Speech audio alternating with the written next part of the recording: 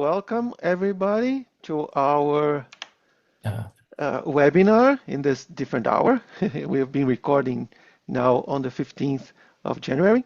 Okay, so everyone is welcome to all our webinars. They are free, but you know we have some expenses. So please, if you could donate to the Rocky Mountain Atheists, just go to our homepage. We have a donate button there. You can also become a member of the Rocky Mountain Atheists for just $20 per year. So think about helping us to keep up our good work. We'll have news about WeCanReason 2025 coming soon as well. So, well, we are an inclusive community of atheists, humanists, skeptics. You don't have to be any of these to be part of our community. We have never had any issues, any disruptive attendees at our webinars, and please let's keep this going, right? Being very respectful to our speakers and to the other participants. At the end of the presentation, we'll have a Q&A, so please, if you have a question, use the hand-raising icon to ask the question, and we'll be calling you to ask the question when in the order that the hands were raised. We have a quick disclaimer here, just to show you, make sure that the views and opinions expressed by the speakers and the audience are not the ones of the Rocky Mountain Atheists. Okay, so just so you know. And now let's call our guest speaker. It's Olivier Bernard, le pharmacien. He's a pharmacist and has several titles in his profile. And he'll be talking to us about ayahuasca, psychedelics, and critical thinking. So please, Olivier, you can kick me out and start your presentation as soon as you're ready. I need to kick you out? Okay. No, I kicked myself out. Okay, let's just see if I can share my presentation first. Let's go. Yep. All right, that should work. All right.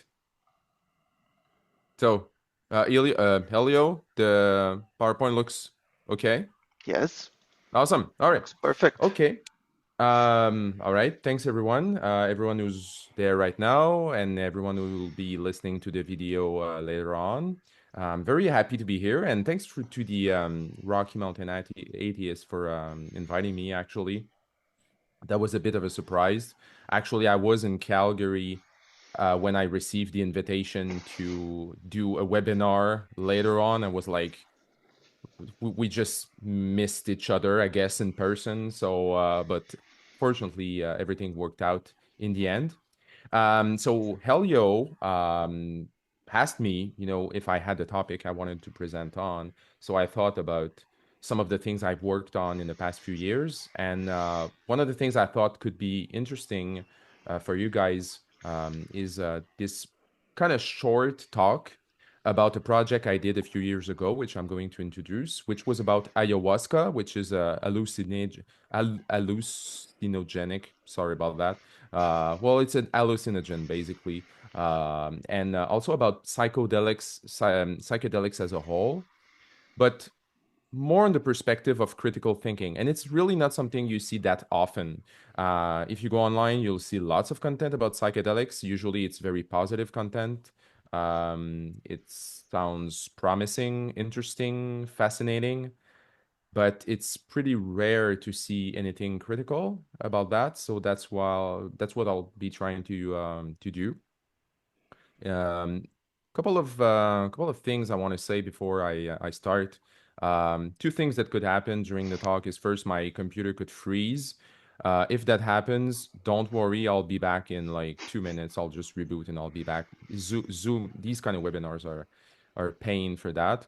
Also, my dog could start barking because he's kind of communicating with another dog on the other side of the street.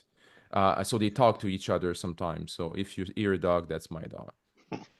So just a very brief presentation about me. I'm a pharmacist. I've been a pharmacist for 20 years this year. So I've practiced pharmacy, what we call community pharmacy, which is like retail, basically. I have also worked in a number of other jobs, mental health, continuing education for healthcare professionals, that kind of stuff. But for the past about 12 years, I would say, I've been doing science communication for the general public, trying to help people, distinguish what's true, what's not true, what's accurate or not, regarding mostly health topics, healthcare, occasionally other topics of interest regarding science. I'm a big, I'm passionate about like scientific skepticism, which is probably the same as you guys if you're here today. I've been doing mostly cartoons. So cartoons online on my website, on social networks, again about myths that exist in healthcare. I've also been doing a lot of stuff in the media. So I had a TV show running for a couple of years about scientific skepticism, which is a rare thing, and I was very lucky to do that. I also I published some books, and right now, the main project I'm working on is actually a podcast series. It's kind of an investigative podcast. We're at our fourth. I'm working on the fourth season right now. I do this with Radio Canada, which is like the French division of the CBC, and it's a podcast series about cases where people died, unfortunately, in the regarding like with some stuff that has to do with alternative medicine, spirituality, and also like personal growth and development, that kind of things. So I've covered cases about people who died in sweat lodges, and people who died in with regarding conspiracy theories like AIDS denialism, that kind of things. And Today's talk is about one of the seasons, which was about 2 years ago. Second season of my podcast was called Ayahuasca. So basically, the starting point for this project was a news item that came up in 2019, I think. It was just one article in our local, one of the big journals that we have in Quebec, which is called La Presse, article which says that a young man from Quebec actually committed suicide in Peru. And he was in a center, a shamanic center. So it's basically a center where people go to take a substance called ayahuasca, which is again an hallucinogen. So I won't give you all the details about this case. It's pretty gruesome. It's a very sad story. I won't be focusing too much on this in the talk, by the way. I'll be focusing on psychedelics themselves, but just to give you an idea. So according to the article, he went there. He was an employee, so he was actually working for the center. He was what we call a facilitator, so someone who accompanies guests, so people from all over the world who come there, who go to these centers in Peru to do ayahuasca, and he had some experience. So, but apparently, like allegedly, there were very few details in the article. Apparently, he took ayahuasca himself while he was working there, and he actually he stabbed himself in the stomach. He caused himself some very severe wounds, and unfortunately, he died a couple of days later at a local hospital there. So it was a very tragic story. It kind of it shocked me when I read that, and there were no details and and like 2 3 years later, we didn't know more about that. So I really tried to investigate what happened, and also I used that as an opportunity to look into, what's ayahuasca, what are psychedelics, why do we hear about this new? Apparently, there's a renaissance of psychedelics right now, and this young man was into that, and what's going on, scientifically. And again, I was doing that like it's part a human investigation and also a scientific investigation. So maybe now I'll go more into the, like science and critical thinking about psychedelics and ayahuasca. A word of caution, I'm not at all an expert on these topics. I mean, I'm a pharmacist. I do know a little bit about, like substances that have effects on the human body, I guess. But I'm no expert about psychedelics at all. This is really something that the things I'm going to present to you, to introduce to you, these are things that I understood through many, many interviews, like dozens of interviews with specialists from all over the world, researchers, doctors, psychologists, people who are specialized in psychedelics and ayahuasca and all those things. So again, I'm not an expert. I did speak with experts. Some of the data that I'll be presenting might need a bit of an update because again, I did this whole research in 2022-ish. So, I mean, in the last 2 years, maybe there's very recent stuff that came up that I'm not aware of. That's totally possible. And also, I might misspeak from time to time because, again, English is not my first language. I mean, I'm pretty comfortable in English, but I might say a few words or search some words. So if that happens, désolé, which means sorry in French. All right. Okay. So let's start our adventure in Peru. Okay, so Peru is where most people go to do ayahuasca. Um, there's other countries like some people do it in Brazil and other countries from South America, but Peru is really the main place to do it. Now, I don't know if you guys know a bit about Peru. If you look at the map that I've put on the screen there, you can see like at the bottom two little hearts.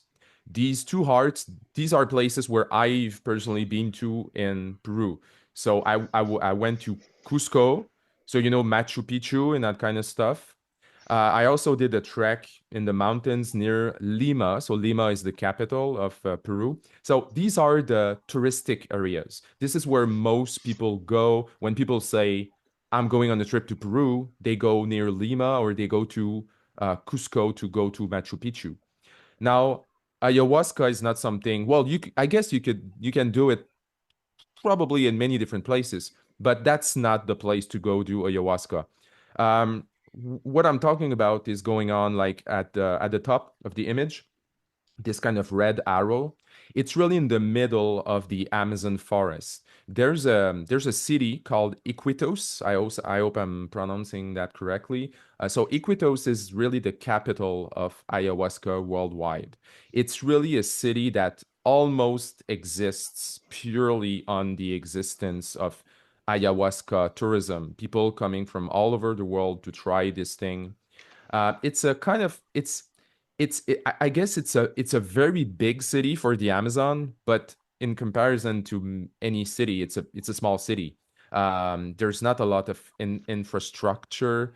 There's not a lot of resources there, so it's pretty small. But again, for the region, it's just huge. When you go there as a tourist, you go to centers, shamanic centers, so centers that have some shamans who will like do these ceremonies with ayahuasca.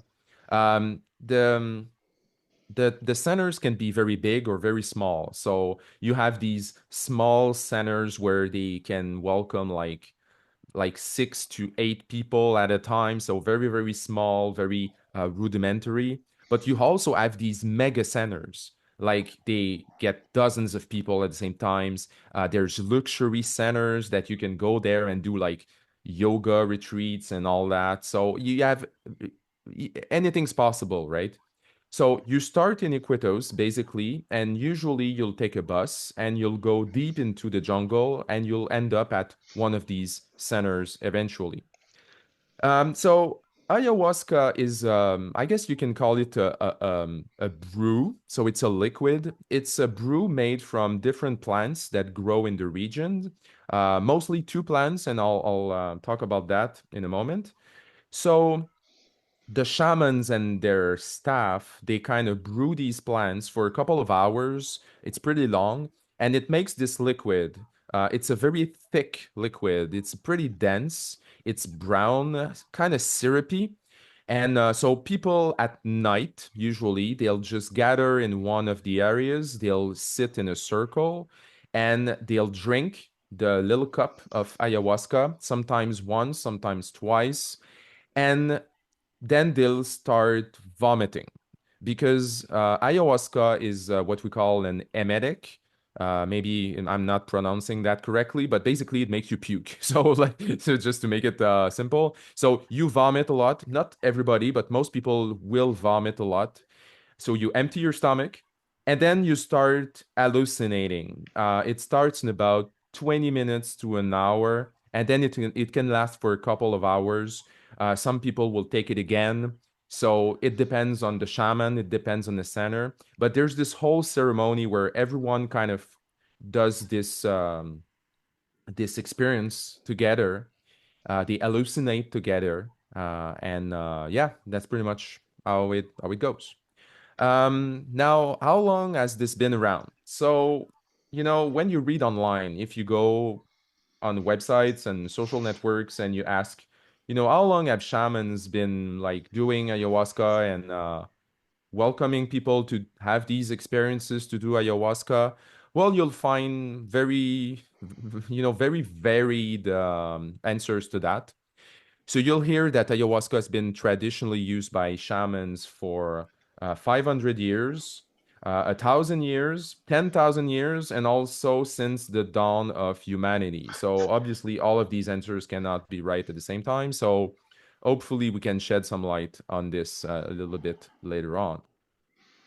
Now, what happens when you hallucinate under ayahuasca? Well, of course, you'll have some hallucination. It's a very, very potent hallucinogen, more potent than many, many other things out there, which I'll discuss later on.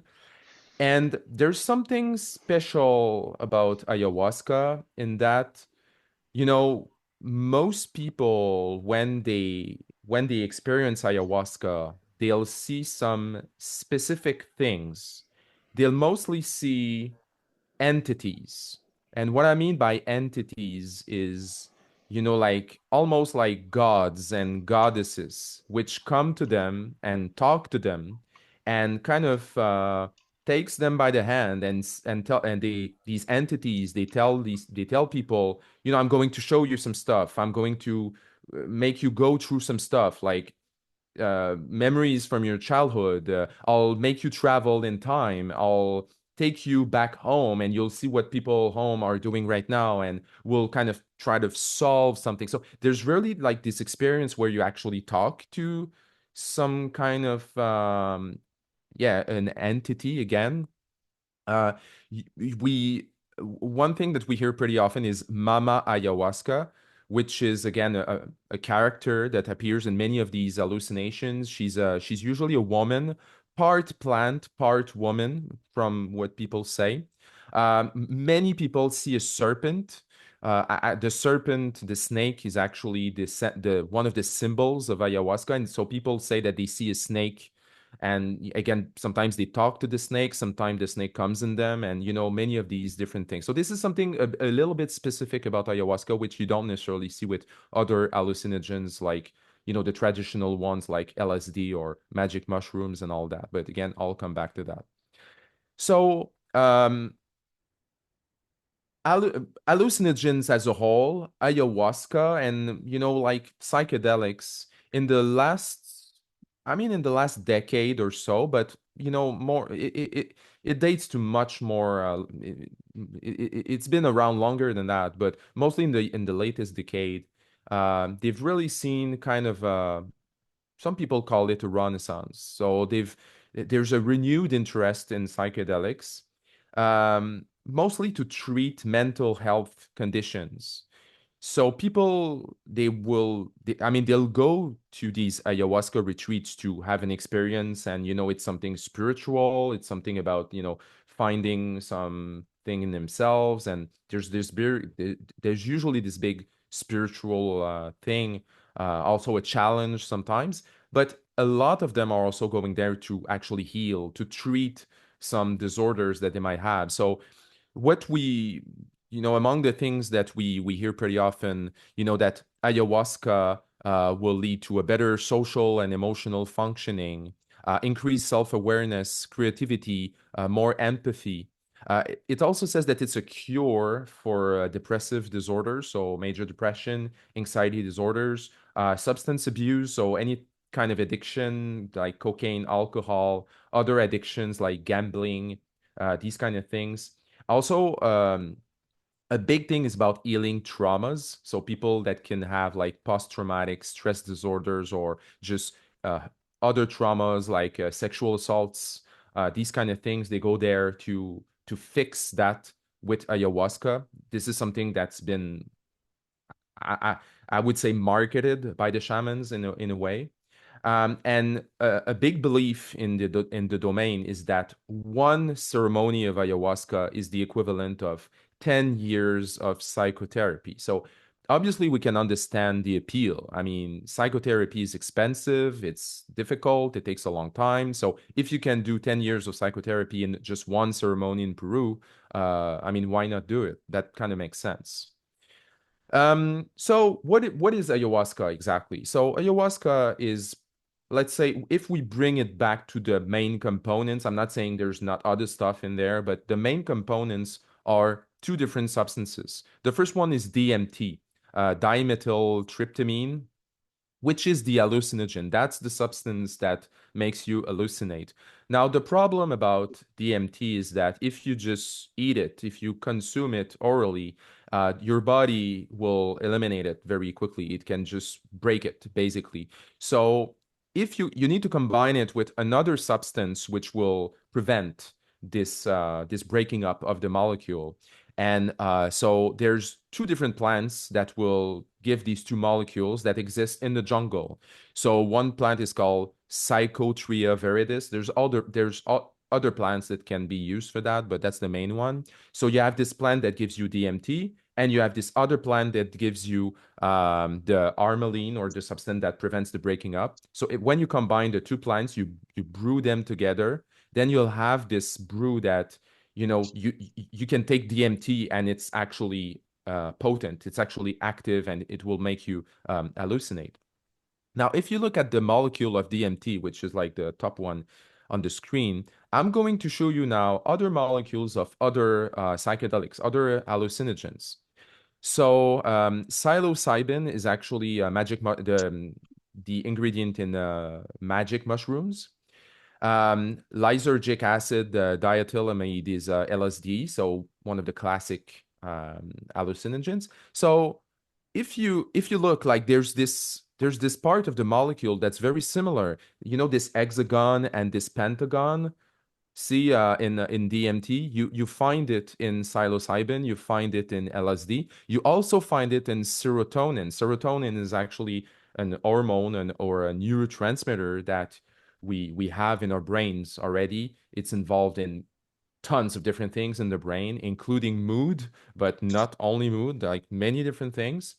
And so all of these basically they work pretty much in the same way. Okay. So different molecules, but basically they work through serotonin pathways in our brains. So they'll go into some of the regions of the brain and they'll plug into some of the receptors of serotonin that we have. And depending on the molecule, the effect is slightly different depending on where it binds. If it binds into the visual cortex versus the auditory cortex, the hallucinations will be slightly different, which might explain why, an LSD experience is not exactly the same as a magic mushroom experience and so forth. I mentioned that briefly earlier, but there's currently what a lot of people call a renaissance of psychedelics. Now, psychedelics have been around for quite some time. I mean, over, like, I think 70 years or something like that. There was a big movement, many, many decades ago, with people experimenting with psychedelics. But then what happened in United States is that regulators starting making these substances illegal. And there's many different reasons for that. Like, one of them being that they were scared. It was a big movement at the time, and they were kind of scared that, what's going to happen for that. It was not, I mean, we like to think it's because they wanted people to be safe, but, there's probably other reasons that were not as benevolent. So people had to stop taking hallucinogens legally, at least. But the research that was starting with hallucinogens and psychedelics also stopped because it was too difficult to do this research. Now, in the last few years, some of these legal barriers started falling off. So there's all of these researchers that are now starting new trials and looking into psychedelics, like what can they do? Can they help in some mental health disorders or other things? So it's really actually very interesting. And there's even a book. It's called How to Change Your Mind by Michael Pollan, which is a journalist, which is often credited as being the reason for the renaissance of psychedelics, which is a big statement, and I don't know if it's true, but this book was so influential, so popular that, yeah, some people say that it actually caused the renaissance. So yeah, there's a big movement right now. It's all over the place. It's also in Canada. There's like research groups. There's one research group which I can't remember the name right now, but they do research specifically on psychedelics. All right. Sounds amazing, right? So, and again, that's something I want to say, and that's something I really try to convey in my podcast series too, is that there's a lot of things that are legitimately extremely interesting regarding psychedelics. Myself being a pharmacist, I've never taken psychedelics. I'm too scared. I'm scared about drugs. I'm not a drug person, but as a pharmacist, I'm extremely interested in the potential of these substances to be used clinically. I mean, if we study them appropriately, if we find their limits, their risks, I think there's a huge potential there. And so, yeah, so I think there's a lot of interesting stuff. But of course, as you can guess, there are also many things that are being said that are maybe too good to be true. And maybe you guessed some of them in my presentation already, but now let's go through the good and the bad, let's say. So the first thing that's extremely important to understand is that when we talk about using psychedelics for therapy or for healing like mental health disorders or addictions or whatever, when you do it in research, it's actually psychedelic therapy, which means that you have therapy with a therapist, which is where part of it is accompanied by taking psychedelics. So usually the sessions, how it works is that they're led by a specialized psychologist or psychiatrist. It's done in a clinic or an hospital setting, something like that. You'll do that depends, but when you look at the trials, like you can have like 12 sessions, and in only a couple of these, like 3, 4 sessions, you'll take a psychedelic, not all of them. The other sessions are just therapy. So they're like talk therapy, basically. These sessions can be very long. The ones with the psychedelics, they can last for up to 8 hours. So again, not the usual therapy. And and this is really the important part is that the efficacy from these kind of treatments, the efficacy comes, I mean, in a great deal from psychotherapy. Okay, so again, it's not like you take the psychedelic and suddenly it heals your mind. No, it means that what basically happens is, some people, when they take a psychedelic, it puts them in a state of mind, a state of consciousness where they can more easily access some emotions, some memories. They can more easily talk about it with their therapists. Like people with big traumas, it's really, really hard for these people to like kind of connect with these feelings, to talk about them. So if you give them a psychedelic, they might be more not willing, but it's easier for them, basically. So that's really like where the efficacy stems from. I mean most of it, because again, if you take a substance once, like I take magic mushrooms once, it's not going to have a huge impact on my brain. I mean, I'll have these hallucinations and all that, but healing a mental health disorder, it's not something you can do with just one session or just taking one. So again, it comes from this therapy over many sessions and using this hallucinogen to maybe open up some parts of yourself and things like that. So again, the reason why I'm really insisting on this, because this is maybe one of the most important things I'm going to say today, is that this idea that you can take a psychedelic and suddenly heal from a deeply ingrained trauma or mental health disorder, something very severe. I mean, I'm not saying it's impossible, but that's not very plausible. Let's put it like that. Now, what about the scientific evidence? So it's promising. Again, there's a lot of things that are very promising. So what's promising is MDMA. MDMA is it's what we used to call ecstasy. I think young people nowadays don't call it ecstasy. They have another word for that, but I can't remember. I can't recall what it is. But so MDMA is not exactly a psychedelic. It's not. It doesn't give you hallucinations, but it's usually like in the research is kind of considered as part of this field of research. So MDMA for post-traumatic stress disorder, that's promising. Psilocybin, so again, the ingredient of magic mushrooms for depression. That's been lots of studies about that.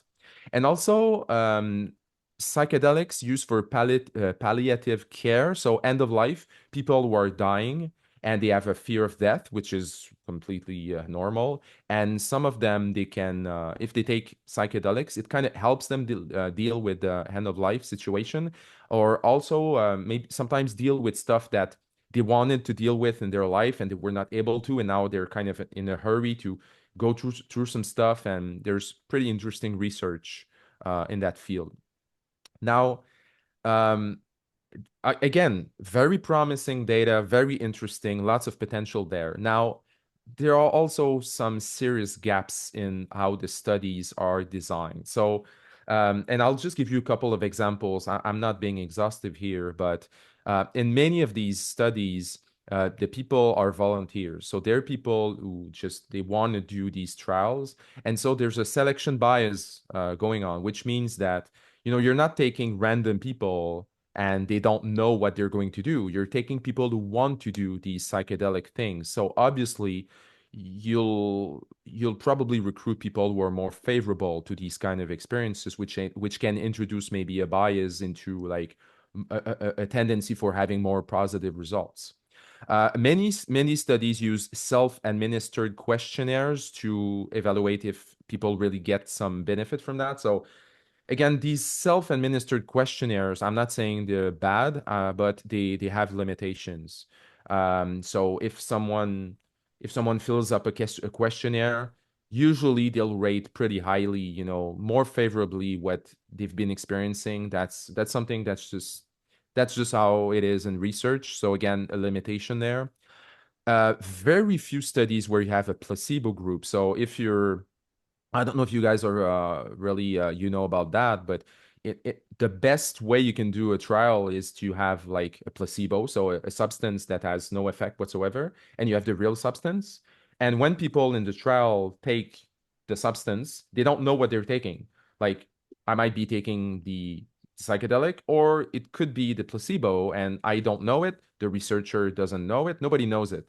It's only revealed at the end of the trial. So then it prevents from having all of these biases that can be present.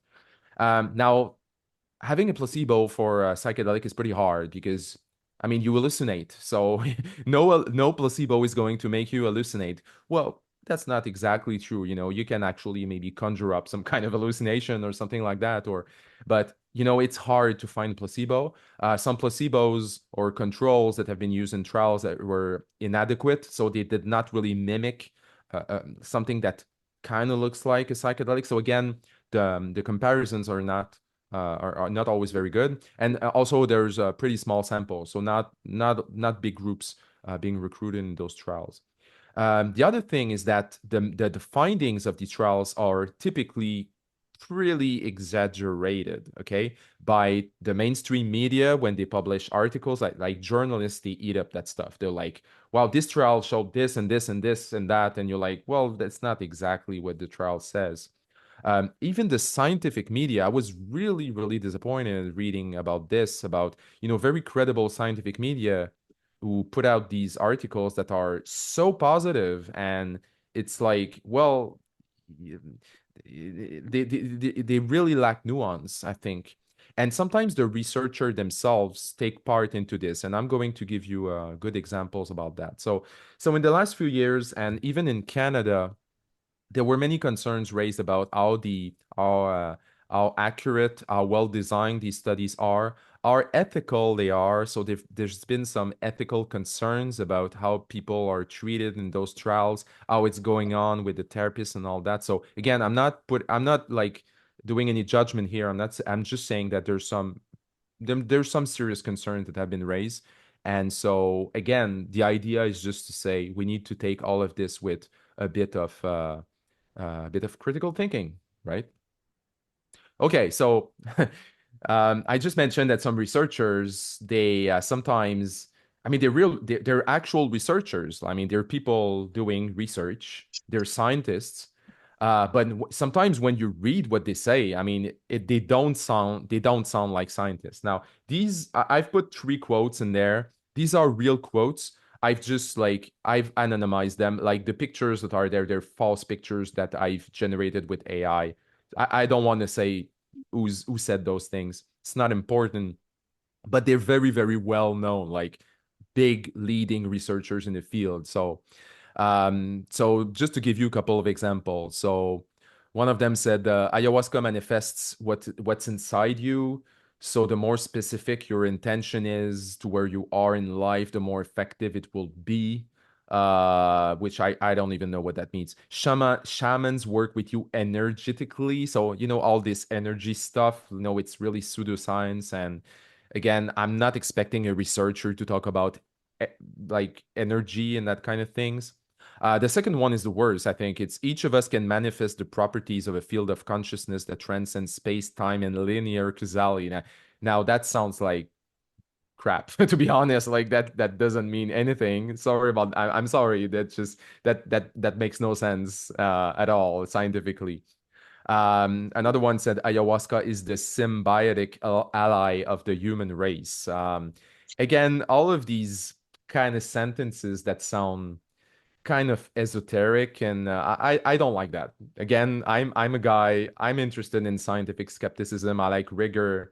I like accurate statements. These are not scientific statements. I don't know if you guys know about the concept of pseudo profound bullshit. It was actually published in the scientific literature. So pseudo profound bullshit is sentences that lots of people, they'll read those and think it's really, wow, it's that this is really meaningful, but it's just made up nonsense basically. And some people fall into this more easily than others. And maybe you've seen in the past, there's a website called wisdomofchopra.com. It's actually a quote generator.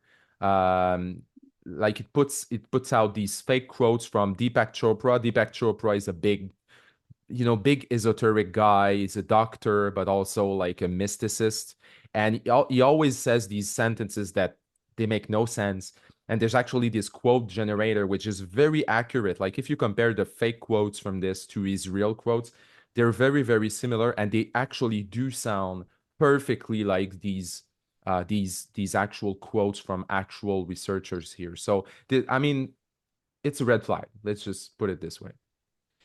Um, Pseudoscience is really everywhere in the field of psychedelics. And that's really unfortunate because, again, there's tons of interesting things. I mean, scientifically, it's extremely interesting. You don't need pseudoscience in there, but obviously, I mean, it's there. What do you want?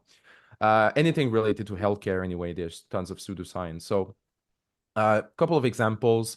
There's this big thing going on about ayahuasca and the pineal gland, which is a gland that we have in our brains.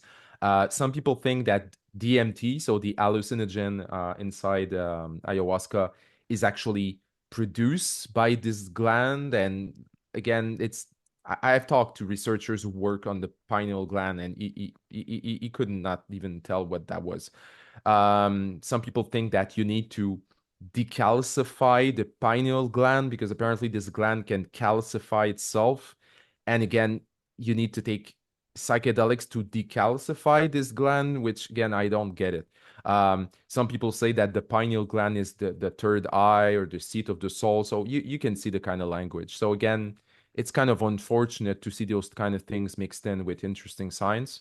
Lots of mysticism coming from the researcher themselves, even some of the founders of the psychedelic movement, people like Timothy Leary, which is one of the most influential researchers in the field, Albert Hoffman, which, if I'm not mistaken, is the guy who actually discovered LSD, Aldous Huxley, which was a writer which was hugely influential in psychedelics many decades ago. They were all mystics, so people who like when you listen to them, it's kind of it's religious talk. It's not science, but again, they kind of mixed in science and kind of spiritually esoteric religious stuff. And I don't know, it makes me uncomfortable. Let's do it like that. Um, there's also all kinds of crazy theories that are pretty popular among some researchers, some users. I've done interviews with big users, and some of them talk to me about that. Just to give you two examples, the stoned ape theory is the idea that humans evolved from primates because the primates discovered psychedelics. So basically, primates started taking hallucinogens, and it made them evolve into the humans as we know today. Which I mean, that's not true, but that's a theory that's out there. Let's not even call it a theory. I mean, it's just a story, I guess. Psilocybin panspermia. This one is pretty funny. It's actually I don't recall exactly what it is, but basically it's the idea that psilocybin, so again, magic mushrooms stuff, came up from space into onto Earth. So again, lots of crazy stuff in there. Lots of talk again about entities, extraterrestrials. Um, it's all mashed up, all these things. There's also all these ideas about DMT being a substance that opens up access to parallel universes.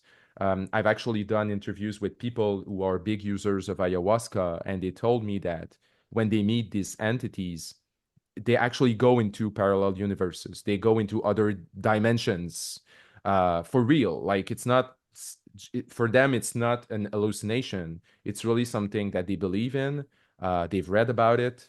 It's what feels right in their bones. Like what the experience really feels like. That's what actually happened, and that's one of the things that's actually also a bit of a risk with hallucinogens is that the experience that you have is so real that people when they exit these experiences, some of them are actually kind of convinced that what they went through was real. There's been some publications about people who had instant conversions, like religious conversions, instantly after some experiences, especially with ayahuasca and stuff that's very potent, because again, it's so intense and your brain has no way of distinguishing, like, is this real? I mean, the experience, again, I'm not talking from experience, I'm just talking about what's published and what people told me, but I mean, people think it's real, basically. So again, it's hard to tell, what's real now. Many of these beliefs come from popular books or documentaries. One of them is actually on Netflix. I don't know if it's still on Netflix, but it was on Netflix for a while. It's called DMT, the Spirit Molecule. Again, it's about ayahuasca and all that. It was a documentary based on a book, and this has been hugely influential. And when I did interviews with people who were really into ayahuasca, I could hear them telling me word for word stuff that's in this documentary and probably in the book. So again, people integrate all of these ideas that were propagated by these influential documentaries and books and all that. And in this documentary, it's all researchers, all the interviews, it's all scientists, basically. Um, there's also Joe Rogan in that documentary, which should be a sign that something like not legit is going on, but I mean, still, it's all scientists. So again, I'm not judging because I can completely understand from the perspective of someone who's not in the scientific field. You just see all these researchers, one after the other, like dozens of them, who all say the same thing. At the end of the day, you'll kind of believe them. Like, who am I to not believe these high level scientists? I'm not a scientist. I mean, if you're not, so again, I think yeah, they make a huge impact. Let's talk a bit about the actual history of ayahuasca and psychedelics, because again, I said earlier that, there's all these ideas going on about, ayahuasca is 500,000, 10,000 years ago.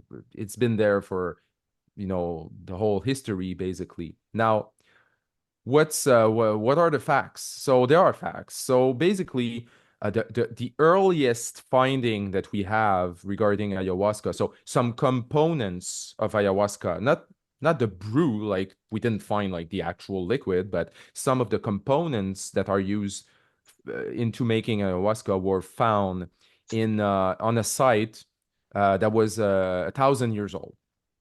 So 1,000 years old is the latest archaeological finding that we have. So it could be as old as 1,000 years, but it's not likely that it's that old. And the reason for that is that these components that were found, they were not in a quantity that was even sufficient to make even one portion of ayahuasca. So I actually talked with someone who worked on this, and he said that the most likely explanation is that this was an offering, kind of a gift for, I don't know, gods or goddesses or something like that. So again, probably not used as as a psychedelic, as an hallucinogen at the time.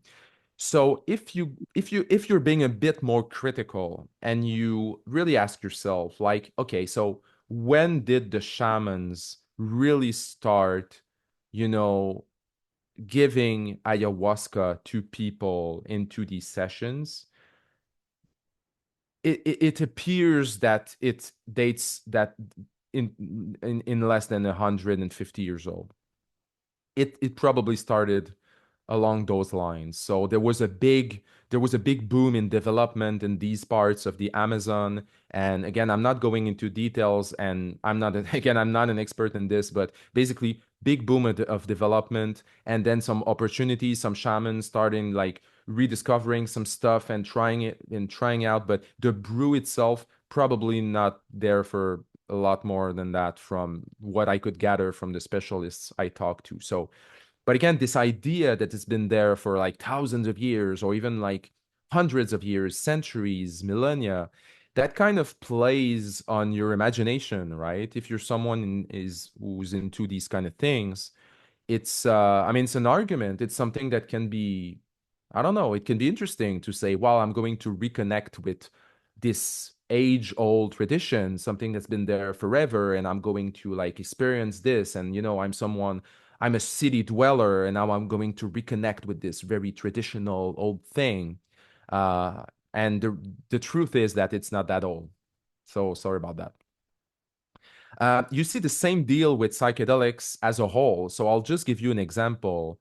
Um, a very prominent, influential researcher into the field of psychedelics, he cited a drawing that was found in a cave, and he called that the Mushroom Man. So you have it on the screen right now. So it's a very old drawing. Can't remember how old it is, in a cave.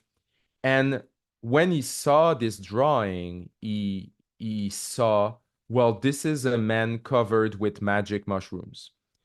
And his wife made a drawing, and he wrote a book where he put this drawing called, I think it's called the Mushroom Man. It could be another word, but so as you can see, his interpretation of this drawing is, this is a man whose whole body is covered with magic mushrooms. Now, and so for him, the thing about that is he was saying, look, this extremely old drawing in a cave is proof that these very old people used magic mushrooms. Now, I don't know about you guys. personally, I don't see mushrooms on the cave drawing. I mean, I see some, I mean, he has some stuff on his skin, but it could be anything, basically. I don't even know what it is. Maybe it's not a human, maybe it's an animal. I have no idea. But for him, who was already interested in you know, psychedelics, he's like, these are mushrooms. So again, I'm not going to make any kind of assumptions here, but you can kind of see this tendency of the human mind to kind of, you know, like see things that you kind of believe in. And is it really a mushroom man, or is it just like, I don't know, something else? I have no idea. And this is not proof. This is not evidence. Let's just put it like that. What about the serpent? And what about the entities? And what about Mama Ayahuasca? So again, how come people who take ayahuasca, they have these very specific encounters that you don't get with magic mushrooms and LSD? So it's interesting because when you look into this, just this serpent, okay? The serpent thing actually comes from a writer who was very, very popular and influential called Allen Ginsberg. Actually, there was a movie talking about this, a part of his life. It was called Fear and Loathing in Las Vegas with Johnny Depp. Johnny Depp, horrible person, by the way. Sorry, I just wanted to say that. But basically, yeah. So this writer, Allen Ginsberg, very influential at the time, and he wrote an experience that he had with ayahuasca, and he talked about a serpent. But when you read the actual quote, he said that he felt like a snake. He felt like a serpent. He says, I was a vomiting snake. I vomited with my eyes and all that. I was the serpent of being, the serpent of this, serpent of that, the serpent of Alan. He didn't say, I saw a serpent. He kind of felt like he was a serpent while he was vomiting and hallucinating, I guess. So again, this idea that people see an actual snake, it probably comes from this thing, but it's not what was said. And also, if you, when you look into shamanic practices, like traditional practices, the serpent was actually never associated with ayahuasca. This is really something that came from this writing. So basically, I talked to a researcher who studied that specifically. He said that it was pretty much a cultural projection. So basically, it's that, you know, you're interested into this thing, ayahuasca, you read about that, you read about people seeing a serpent, and then when you go there with many expectations. It's the same with Mama Ayahuasca. You know, you kind of expect to see this woman, half plant, this snake, and then what happens? Well, when you hallucinate these characters because again, when you hallucinate, you're not inventing stuff. It's stuff that you have in your brain that kind of manifests itself maybe a bit differently. So the serpent is not completely conjured from nothing. It's conjured from your imagination, your beliefs, what you've read, what the documentaries you've listened to. Um, and yeah, that's it. I mean, I guess you could come up with other explanations, but this is a highly plausible explanation. A word about shamanic tourism. It's a problem in many different ways.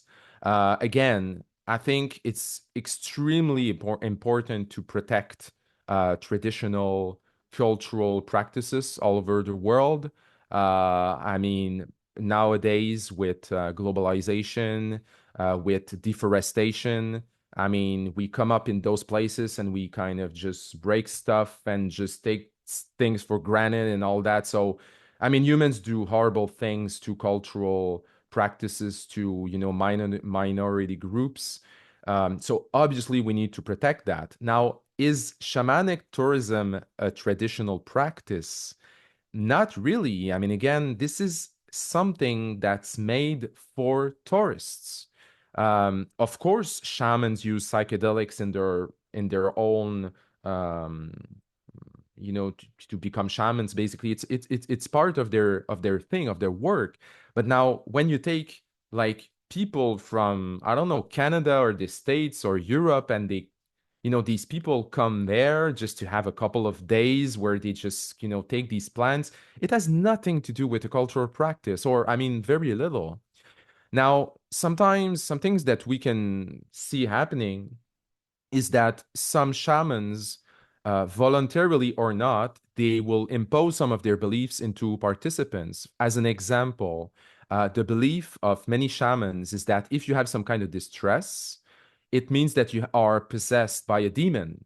So if you're depressed, if you're anxious, if you have trauma, maybe it's demonic possession. Now, I don't think it's a good idea to think you're possessed by a demon when you actually have some treatable mental health condition, right? Also, lots of people, like people, Occidental people, people from industrialized countries, they kind of idealize the shaman. They see this person, these men, because they're men almost always, as these bearers of this very ancient knowledge, and people who are kind of in a spiritual relationship with nature and all that. Thing is, like, again, I've talked to so many people and specialists, and shamans are just usual people, and they wear running shoes, and they live in apartments, and and sometimes they go to work, and they they put their robes, and then they do these ceremonies. They're people like you and me. They're not different. So yeah, they might have some knowledge that's been shared, and some of them are charlatans. There's some of them who have no knowledge at all. They have no connection with the actual tradition. So that's a problem. There's also some level of glorification of suffering. So again, if you're vomiting, well, that's part of the process. If you're very sick, you feel bad. If you have a bad trip, so very bad hallucinations where you don't feel right, well, it's part of the process. So it's always part of the process. And again, you're not in a setting where people are going to like take care of you and protect you at all costs. I mean, you've put yourself into this situation. You're in the middle of the jungle, and you're there to have this experience. And people there, they believe that, well, you know what? That's part of the experience. So if you don't feel well, they're not necessarily going to be helpful. Sorry about that. The risk are trivialized in there. Like if you have a medical history of mental issues, if you take some medication, I mean, they don't always care. Sometimes they do, sometimes they don't. If you have a bad experience, again, they can say it's your fault, it's your ego talking. Lots of people told me about that. It's been documented too. There's been cases of very, very sad cases of, sexual assaults while women, or maybe men also, but I've heard about women being sexually assaulted while they were under the influence of ayahuasca by the shamans or the staff. There's been theft. There's been several deaths by negligence. So people having very bad trips and just being left there and thrown into, a river and stuff like that. Again, I'm not saying it's very common. I'm just saying that happens. Um, and also, you have to know that there's very little access to medical care when you're in these remote areas. The young man who actually stabbed himself in the stomach that I did the series in two, he was taken to the hospital and he was put into intensive care, but there was nothing like there were no medications, there were not like bandages, there were no syringes there was nothing. So again, they'll help you to the best they can, the doctors, but they have next to nothing. So what can they do? Now, another thing I want to say is kind of something that goes a little bit in another direction. Regardless of what I've said, I think the media really exaggerates the risks associated with ayahuasca. Lots of sensationalism. I hope I'm saying that right.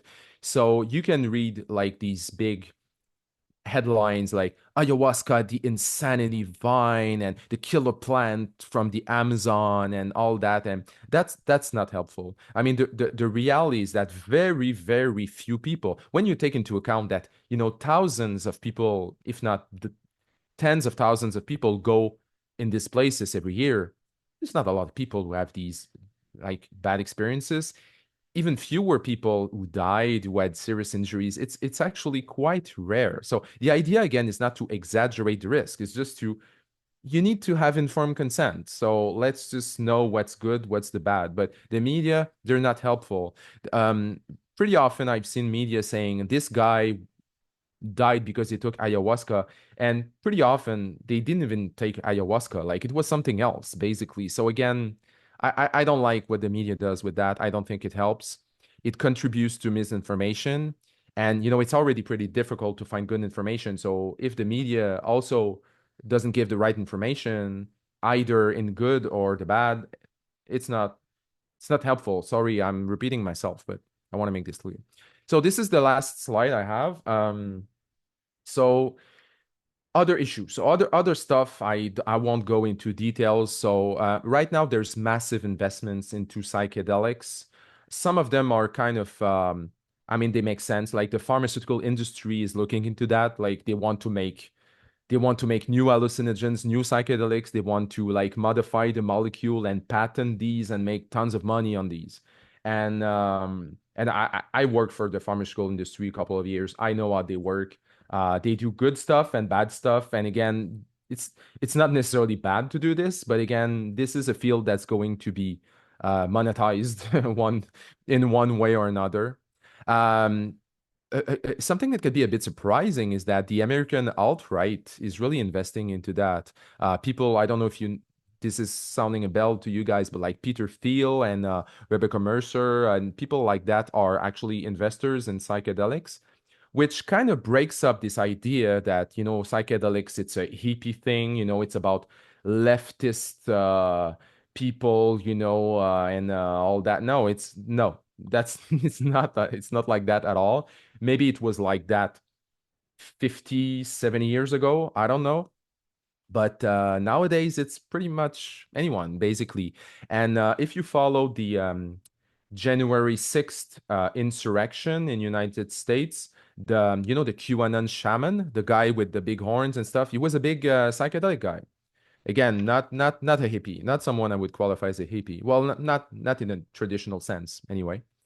You have these tourist mega centers, again, like these big centers who try to get many different people at the same time. So again, it has nothing to do with anything remotely traditional or anything like that. You have all these environmental impacts of like ayahuasca specifically. So lots of resource depletion and deforestation right now. So breaking up parts of the forest to mine for the components of ayahuasca, taking plants that are not going to regrow. There's many hallucinogens also that I've not mentioned today that come from animal origins that like people going there and taking like frog venom and all that, and again, for those practices that have nothing to do with traditional stuff, and animals die because of this. They suffer immensely. It's a shame. It's a complete shame. And ironically, the opposite is conveyed by the proponents. So basically, what they say is, if you take hallucinogens, you're going to be a better defensor of the environment, or you're going to be a better person. Well, not necessarily. I mean, you can do some pretty bad stuff regarding psychedelics for the environment and the biodiversity.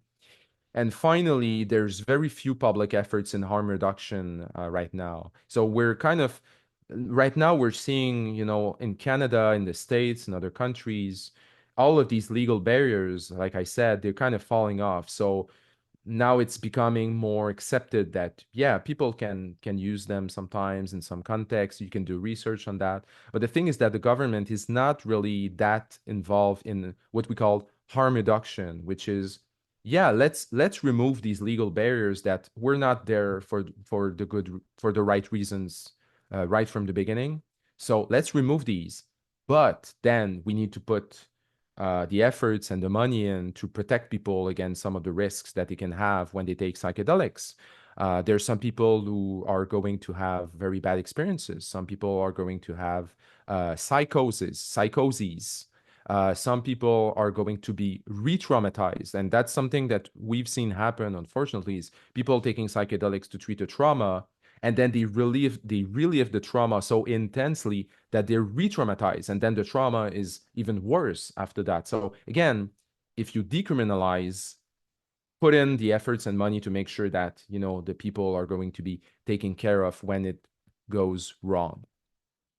So I'm just concluding with this a few things about the my investigation. Sorry about that. My investigation about the young man who died. His name was Nelson, by the way. I don't even think I mentioned it, but his name was Nelson. I got very involved with his family and his friends, and I spoke to lots of people, and I really went deep into what possibly happened to him. So again, the idea in the media was the media said he stabbed himself in the stomach to commit suicide. Now, that's kind of a weird way to commit suicide, yeah, right? To stab yourself in the stomach. So, intentional suicide, to my investigation, is unlikely. It's probably not what happened. Nelson had actually integrated lots of misinformation about psychedelics. So many of the things I mentioned today, he actually believed in that. So that's a risk. He was a heavy user of ayahuasca. He took it way too much.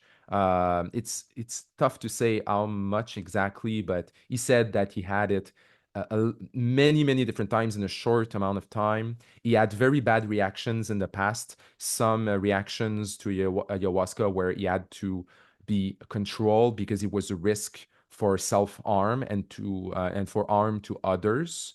And one of these experiences, very bad one, was at the actual center where he died. So again, that should have been a warning sign.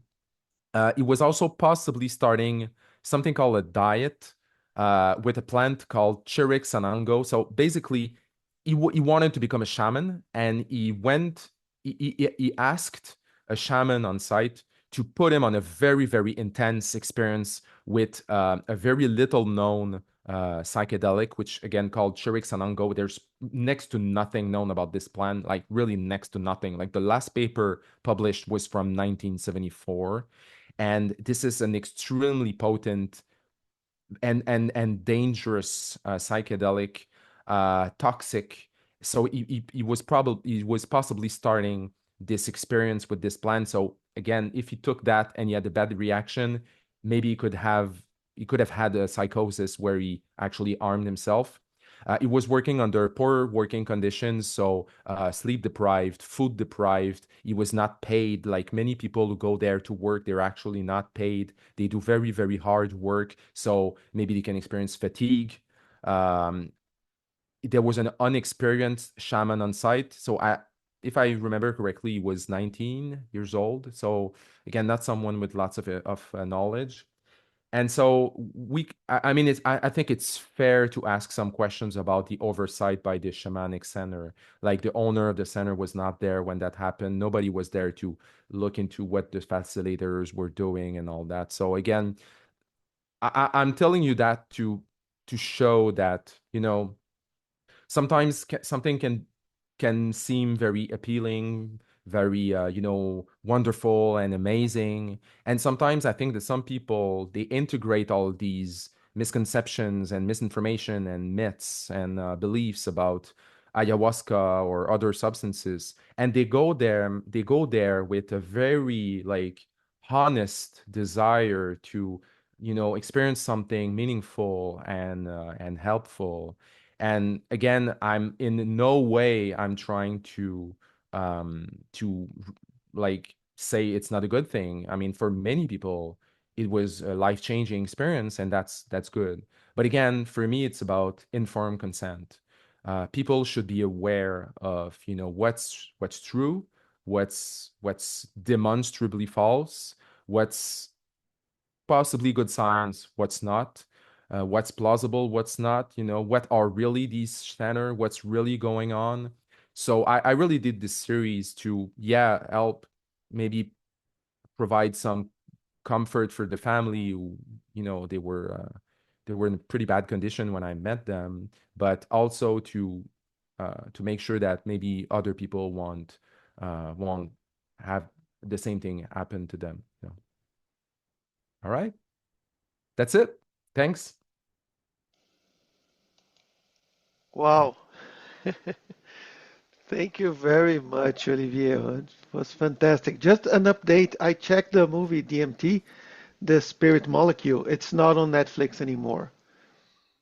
All right. It's probably somewhere else. Yeah. But yeah, it's very popular still. So, do we have any questions? Yeah. Oh, Or Elio, you can ask questions also if you want. yeah, no, well, I have some here. Let Oh, me. yeah, yeah. I I All I, right, go ahead. I wrote a few things here. Okay. I haven't tried um, anything. A little like you, I have never tried any kind of drugs. But I have a friend.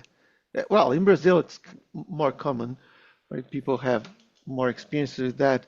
But she did ayahuasca, and she was telling me about it. And I was making notes here about the shamanic tourism and cultural projection, because people told her that right at the beginning she had to have 3 sessions. So that was the expectation they set right at the beginning, that she would have to go 3 times.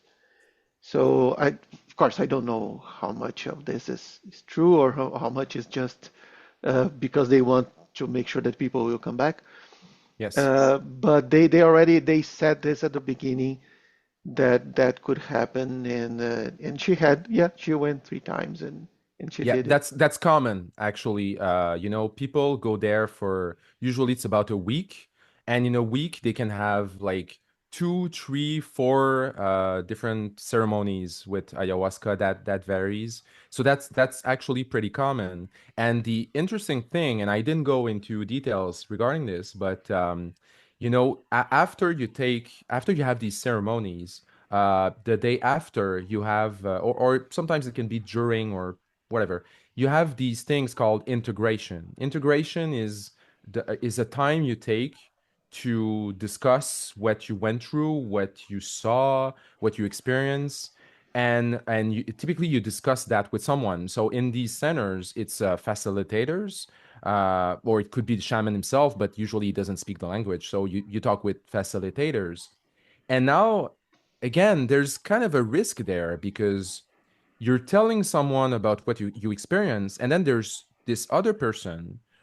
who kind of reframes or just puts that into some kind of perspective that's his own or her own, and says, well, maybe what you saw was this, or do you think that this or that, or etc. And then this so when you integrate, you don't only integrate your own experience, you integrate a mixed bag of what this other person says. And sometimes it's done in groups, so the other people in the group also say what they went through, and so you kind of gets these things from other people in the group. So when you have the second experience, the second ceremony, now obviously um, it's going to be a mix of all these. And it's been said by a lot of people that, like, Mama Ayahuasca and the snake, they actually saw it like the second or the third time.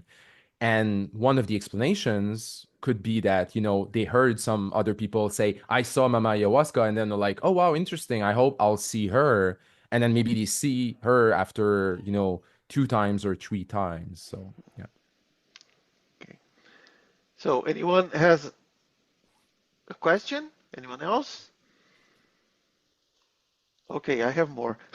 Okay. uh, Well, oh, hey, go ahead, go ahead, Jim. oh well, just a uh, just a comment about we did read that book about how to change your mind in the book club several months ago. Yeah. So Yeah, I had I I comment I there. I read the book too. While I was doing research for my project, I read the book. I think that it's I mean, that's just my opinion, right? But my opinion is that parts of the book are amazing. Like when he's describing um, all the how it started, basically, and all the research, how the researchers went from knowing nothing to knowing some things, and all that, and all the it's an odyssey almost. He's a very good teller, so I thought this part was pretty Mhm. good. Then later in the book, he starts telling about himself and his own like experiences and all that. And personally, that did not resonate with me. I felt like, yeah, this is just a testimony and that's it.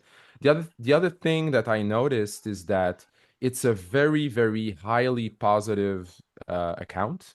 There's not a lot of discussion about, anything being remotely critical or, not even negative. And so I think it's a book that it talks about psychedelics in an extremely positive light, and that's fine.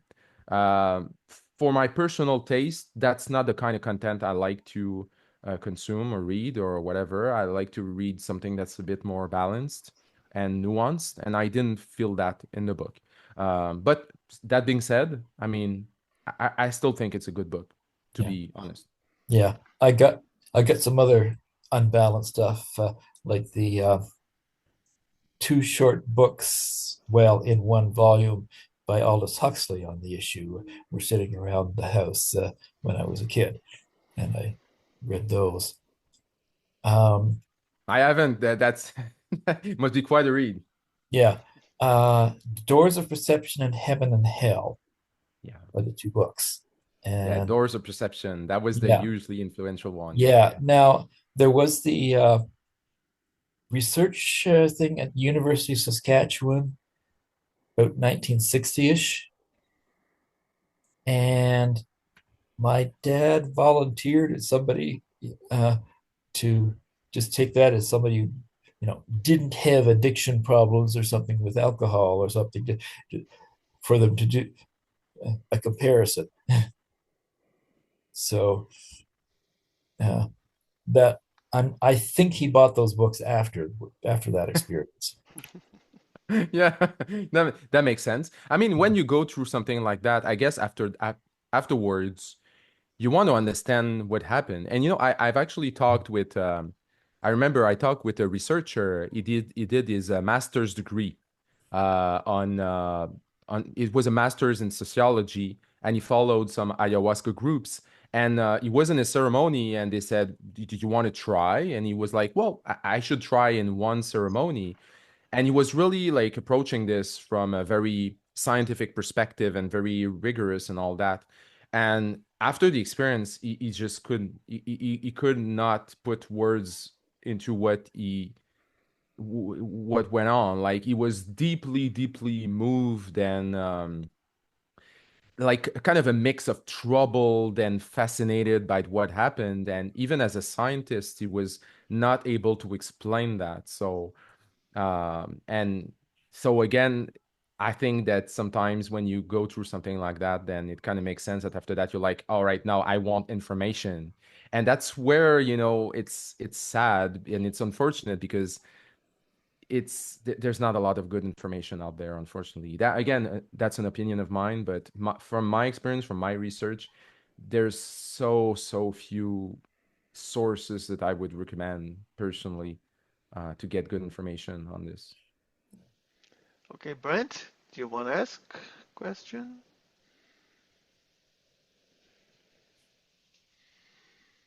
Yeah, is there, I do appreciate there's not much information out there, but specifically to ayahuasca, is there concern about brain damage or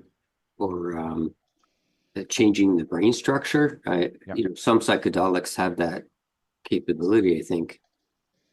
Absolutely. That's a very good question. So, um, well, but I guess the best way I can answer this is to say that there's a lack of research on long-term effects. So that's something that needs to be said. So, I mean, any substance that has an effect on the brain that goes into the brain can potentially have some long-term effects. So I mean that it's the same for psychedelics. Now there needs to be some research on that. There is some research. Um, some of it is reassuring, I guess, and some of it can also be a bit concerning. So I'll give you an example. I spoke to a researcher from France, and he actually did a big project on that. He did this study on people who had been taking psychedelics for a long time and quite often, right? And many of these people had a constant voice in their head, so they had voices in their head, so they had hallucinations while they were not under under psychedelics. So almost like a kind of, he would not put it like that, and I apologize if he hears this, but kind of like a little bit of schizophrenia, I would say. Now, the interesting thing is that in his study, people didn't mind. Like, it was almost like not bad voices, not like kill your parents, like, like not the kind of stuff, but more like voices and things, and sometimes positive voices. So I'm not going to extrapolate from this study. It's just an example I saw. But for me, it kind of I mean it goes into the sense that, yeah, most likely there's effects on the brain long term. Now, maybe I can say a few words on a tendency right now, a big movement that's called microdosing. I didn't touch that on in the talk. Now, microdosing is also taking psychedelics, but it's taking psychedelics at extremely tiny doses every single day. Okay, so it's not a dose that would make you hallucinate. So like you would take magic mushrooms, but you would take, I don't know, it's like a little bit, a very small piece of magic mushroom. You would take that every morning, like taking a pill. So it's exactly like taking an antidepressant, and you take that every day. You don't hallucinate. You don't feel any effect. But the people who do that, they say that they have some benefits from that, like a better mood, less anxiety, and all kinds of different things. Now, this is extremely popular. Like, I don't know about you guys in Calgary, okay, or in Alberta, wherever you are, or anywhere else for that matter. But for me, like the day I started asking people around me, friends and people at work, like, what about microdosing? I realized that lots of them actually microdose. It's a huge movement. Tons of people are doing it, usually with magic mushrooms that they buy online or in stores or whatever. And now, when I heard that for the first time, I was extremely concerned because, again, I have a background as a pharmacist. I know how taking substances that have not been studied for a specific purpose, what can happen if you take them, outside the recommended regimen. Now, obviously, magic mushrooms, it's not exactly like if there's a recommended regimen, but still, I mean, when you take it at such and such a dose to have hallucinations, people know approximately what dose to take, like a couple of grams, I don't know, and then it it kind of comes and it goes away, and that's it. And maybe they don't do magic mushrooms for maybe a month, right? But if you take a substance every single day, and it goes into your serotonin system and it activates some pathways which we don't know about, what can be the effects? Well, the effects could be pretty bad, or it could be no effects. But again, if we don't study this appropriately, I think it's extremely concerning that so many people are doing this right now, and not being aware of the consequences. I've actually had debates with people where I was trying to tell them this is potentially dangerous for you, and they were like, nah, I don't think so. I've read online, and it seems safe to me. It's natural. And yeah, so that's, for me, it's really disconcerting to see that, and it's scary to me, to be honest. There you go. Jim? So, so my first reaction to this bit about the microdosing is, has anybody compared it with a placebo? Yeah, there's a couple of trials that have been done. It's a bit early, so I cannot draw any firm conclusions. But so far, from what I've seen, and again, the last time I checked was about like maybe 2022, so about 2 years ago. The trials I've seen, it was not better than placebo. Yeah. But Yeah. we'll see. And again, if it's something that works, let's use it, of course. But right now, I don't think so. But works for what? They have some. It sounds like rather vague for what they're claiming to. Oh yeah. Well, yeah, for sure. I mean, like, like psilocybin is being studied in very good trials for depression. So that's in the context of, again, psychedelic therapy with actually therapy. But maybe psilocybin taken in a microdose could help with clinical depression. I mean, that's a fair hypothesis. Now, can we say that right now? Absolutely not. So, and it could be very dangerous to do that. So, again, it's a fair hypothesis, but and you're right. I mean, lots of people who take that, they're like, well, it improves my mood.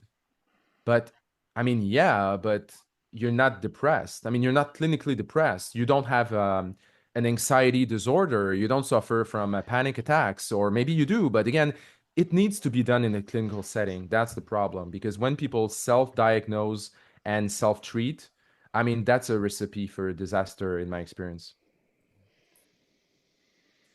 I guess in general, you'd expect the smaller the dose, the less likely it is to be harmful within just about anything. Unless you're a Well, homeopath. good one. Good one. Sorry, I missed what the exception was. If you're a homeopath, then it's more effective. Oh, okay. Right. Okay, yeah. Oh, yeah. Yeah, Okay. I love this. I love this comeback. I mean, I guess I'm not. I'd say I partially agree. I mean, if you take one dose, okay, like let's say tonight I step on my fears and I say I'll do magic mushrooms for the first time in my life, right? Well, obviously I should take the lowest dose possible because I've Yeah. never taken it. I'm completely naive. I don't know how I'm going to react, so I should take a very small dose, and the risk is much higher if I take a bigger dose. So I would agree with that. Now, if you take very small amounts every day, then it's not exactly the same mechanics, because then you're kind of possibly stimulating some receptors and some pathways, not in a very strong way on the moment you take the dose, but you're doing that every day. So it's not exactly the same thing. And there's when you look at the pharmacology of these psychedelics, and I talked to a researcher who was actually a specialist about neuroendo psychopharmacology. Like, he has this big title, weird, and he was saying, like, some of these substances, when you take them at such a dose, it gives you anxiety. When you take it at just a dose a little bit above, it removes the anxiety. So, the effects are not always uh, there's this dose effect relationship. We talk about that in pharmacology sometimes, like, well, the higher the dose, the higher the effect. Well, not all molecules act the same way, because there's some molecules that if you reach a certain threshold, it's only there that it can like cross this or this barrier, or it can compete with other substances that want to bind with the same receptors. It's extremely complex. And again, as long as we don't study that appropriately, we just don't know. Yeah.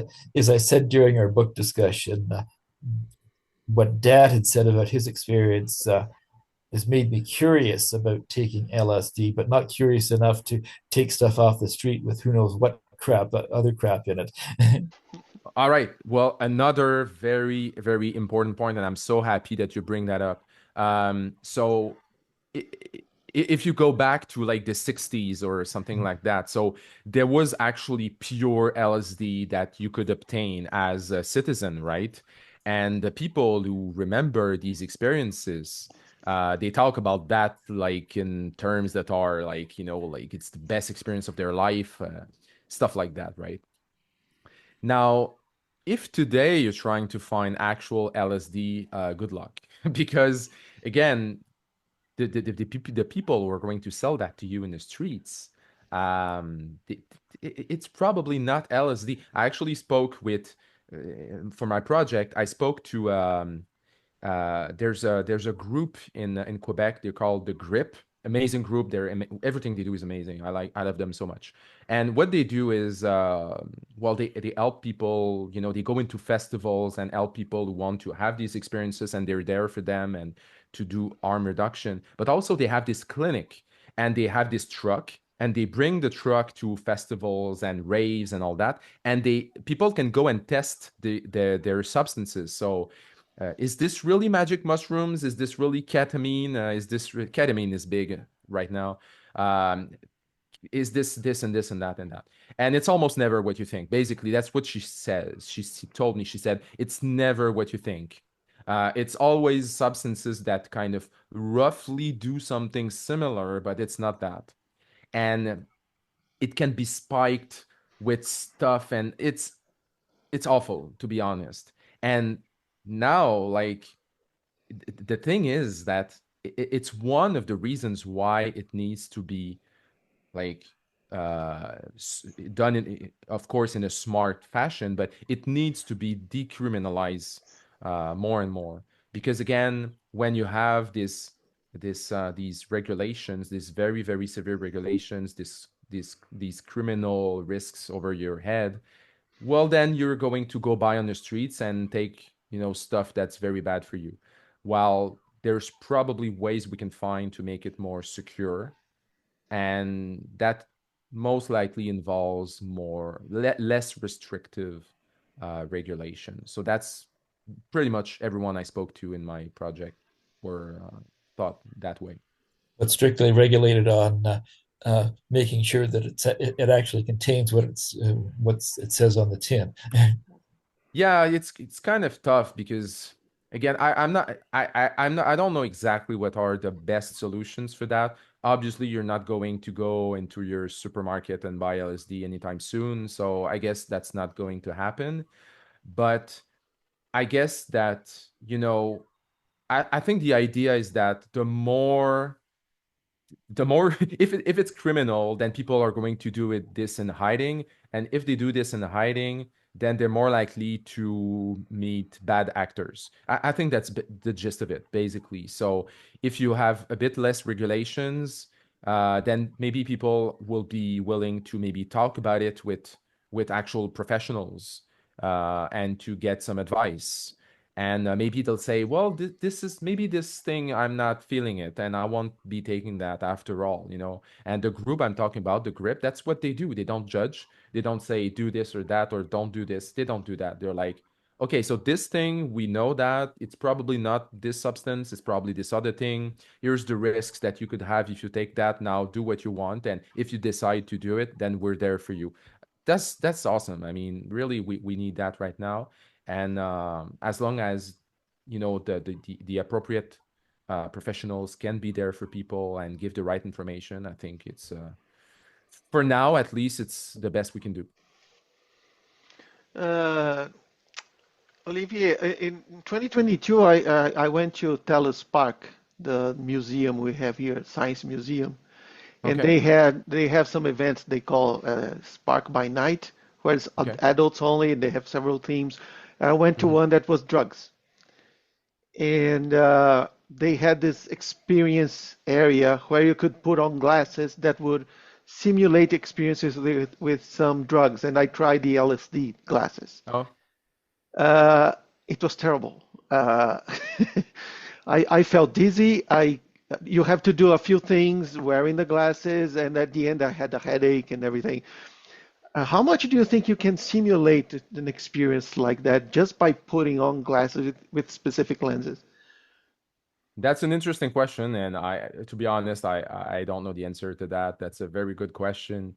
I mean, like many people I spoke to, they actually tried pretty much, any kind of psychedelics that exist. They've tried it, right? And one of the things I think that, and for me, it was really a misconception that I had. I thought that hallucination was like, I don't know, you see the Sasquatch, and that's not it. I mean, like magic mushrooms, basically, it kind of it kind of moves lines and you can see patterns. And if you look at your hand, like the fingers can be somewhat like you have longer fingers and all that. So it's not like it can be other things, but sometimes it's more like a deformation of reality. So I guess that if you put glasses that deform stuff, I guess Yeah, that I, can. I couldn't do. Yeah, you have to go through those kids play, and you have to walk in Oh, ropes and things like that. I barely could do the things because yeah, it distorted everything. yeah. So yeah, it was amazing. Yeah, I mean, But and again, I think there's definitely some people who love these experiences. Like, I spoke to people who were like, on Friday night, I just take this and I look at my wall and I stare at the wall for 2 hours because I see all these things. And for them, it's amazing. Like, for me, for my personality and my tastes, I don't see it. I mean, I don't see myself doing that. That's not something that's appealing. But again, I think it just depends on if it's something that you're into or not. And one of the thing I can say is there was a study done in McGill University here in Montreal. They actually they recruited people. It was an actual study trial. It's been published in the literature. They brought people into one of the basements and they had this room that they had covered with psychedelic things like draperies and psychedelic movies playing and weird lighting and all that. And they said, we're going to give you these substances. All right. So they gave them this pill and they told them it's a new psychedelic, and we're testing it basically. And so people took the pill and then they just like kind of I don't know, they laid out on these cushions and looked at the lights and and the movies and all that. And most participants started hallucinating, like seeing things. And what they didn't know that it was a placebo, so it was a sugar pill. And they saw, like, people saw the walls moving, and they felt like having an out of body experience and all that. So now, the point to this is not that people are naive or dumb. It's not that at all. Actually, I think it says a lot about what our brains can make us experience. So, and there's this saying in psychedelics is drug set and setting. I don't know if you've heard that before. So the experience you're going to have depends on the drug. The set is what you have in your head at the moment, and the setting is where you do it. So as an example, if you do LSD in your parents' basement while they're up there and you're kind of in a cheery, happy mood, I don't know, that doesn't sound realistic, but whatever. It's not going to be the same experience as if you do like LSD in a rave while you're like profoundly depressed. You see what I mean? So again, there's so many factors coming in there. So coming back to your question, is it something that you can simulate? I would tend to say no, because there's just no too many variables. okay, did he?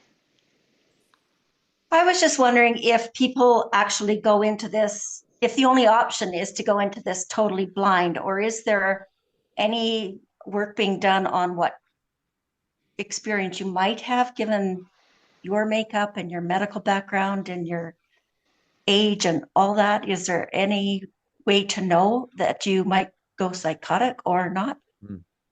That's a very good question. And when it's done in a clinical setting with real, like real professionals, like we have a clinic here in Montreal that does this. So they do psychedelic therapy in a research setting, but people can be enrolled in this, and they do the thing like I said earlier.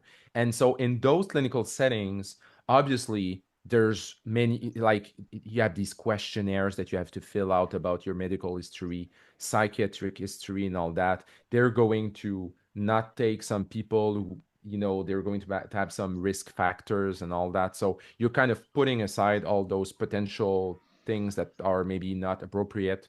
And so in these kind of contexts, well, I think they most likely have a better idea of what's going to happen. So they'll so because again they've been doing that for a long time, and et cetera, et cetera. So I think that when it's done correctly in a good way with good professionals, they probably have a, a better a better idea. And I'll just give you a quick example. Like as I said earlier, like I'm too scared about any kind of drugs and psychedelics. I don't even drink more than one coffee per day because I don't like the effect. So you can see. So I'm not going to take that. But the other thing is, while doing the research for this project, I talked to my mom, and she reminded me that actually in my family, on my mom's side, we have some very severe history of mental health problems.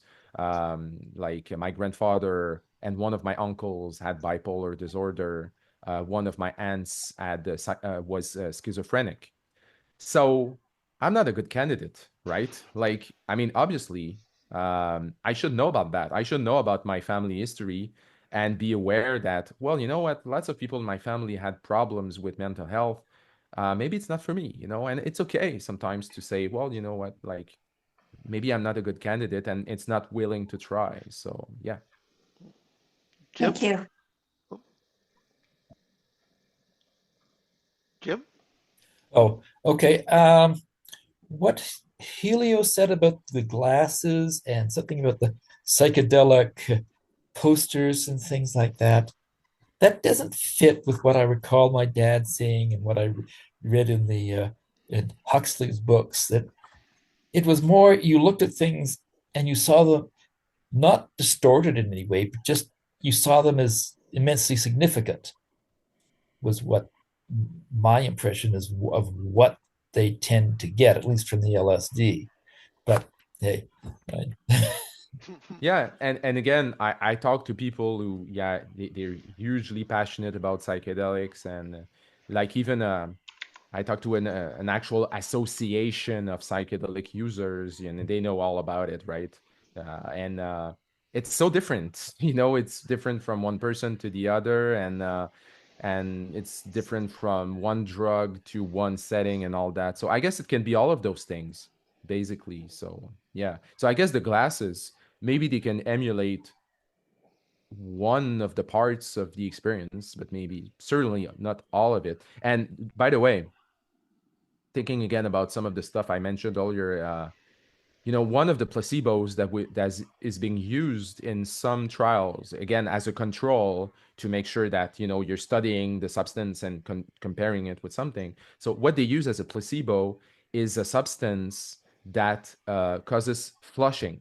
Flushing is basically when you have like all this blood rushing to your face, and you can feel your face burning basically, and you get all you become red and all that.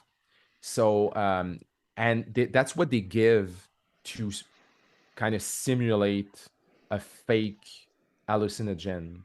And again, is that anything close to a psychedelic experiment? Well, not from what I've been told. Like, people never told me about I'm flushing. No, I've never heard that. So, but again, I guess for some people that kind of does the trick. So I guess it can be many different things. Yeah, that's true. Any more questions? No? Okay, so let me just show here the last few slides that I have here. So here's the contact. If you want to contact Olivier, here's all his social media and his website. He Yeah, has. I'm on Blue Sky too. If you hate the other guys, Oh, okay. find me on Blue Sky. And for next month, we'll have Kat MacLeod. She was a speaker in our last event for the WeCanReason conference, and she'll be talking about chasing perfection, how the healthy trend is harming us. She has a lot of experience, and it will be a lot of fun because she is a lot of fun, right? last chance for whoever wants to ask questions. No? Yeah, could you just put up the Instagram and the Facebook? And Okay. what are you on Blue Sky? It's, let me, Let's see. Maybe I can just write it in the chat there. So Yeah, here's my please. handle. Here's my handle. Wait. Put on the, What's going on? put it in the comments on the meetup thing too. yeah, it's, of Or course, is it? Maybe it's already there. the video will be posted, and his contact is on the post on our website too. So the Oh, yeah. post on RMA, I put all Yeah. and I can add Okay. the blue sky. Did you send it? No, I can see it, Olivier. No, it's kind of buggy, so I'm not going to do that. Yeah, But no worries. yeah, so on the meetup thing, I saw that there was a link to my website, and on my website there's a link to everything. Now I gotta say, 99% of what I do is in French, so I apologize for that. But yeah, maybe you'll see something that's kind of that kind of makes sense at some point. The browser translation works well. I used it a lot to check your stuff there. Yeah, Thank you very much. It was great. Well, we only have 11 minutes. And well, as I said, we'll be broadcasting this video next week. Okay. So if you are on January 22nd, I'm sorry, you can't ask any questions to Olivier, but of course you can have his contacts. And thank you all for being here. Thank you very much, Olivier, for your presentation. It was great. And good luck with this work, because it's not easy to work with critical thinking, especially when we have so much woo involved, pseudoscience. And yeah, we need to work on that for sure. Yeah, that's true. That was a pleasure. Thanks for having me. I thank you. Thank you, everybody. See you.